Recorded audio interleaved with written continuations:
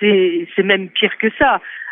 C'est que il porte l'étiquette du Parti socialiste alors qu'il a mis en cause directement le président de la République en disant qu'il allait faire son malheur.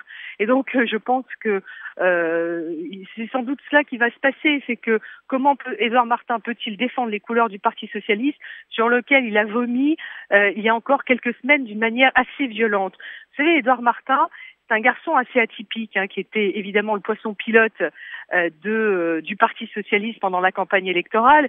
Rappelez-vous de cette descente qu'il a fait avec les sidérurgistes au siège de Nicolas Sarkozy, sans vouloir prendre un rendez-vous, sans vouloir être dans le débat d'un représentant syndical qui doit être là pour défendre la cause des ouvriers. Il s'est comporté de manière politicienne, il a engagé un acte politique. Et je me rappelle de cette campagne électorale où il était très engagé aux côtés de François Hollande, pour ensuite après aller le critiquer violemment. J'ai hésité d'ailleurs, s'agissant d'Édouard Martin, je me suis dit, est-ce qu'il va faire plus tard une carrière dans le cinéma, tellement il a surjoué de la comédie avec pratiquement les larmes aux yeux, ou est-ce que évidemment il va se vendre au Parti socialiste?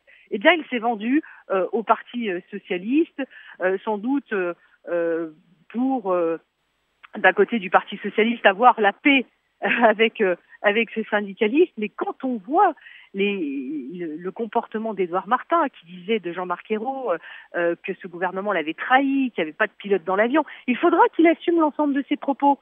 Il faudra aussi qu'il assume la politique menée par Jean-Marc Ayrault, et je pense par exemple aux heures supplémentaires défiscalisées qui ont été supprimées aux ouvriers, aux agents de maîtrise et donc qui ont perdu en pouvoir d'achat. Il faudra qu'il assume toute cette politique nationale d'abaissement du plafond du quotient familial, de ces hausses d'impôts que subissent les petites gens.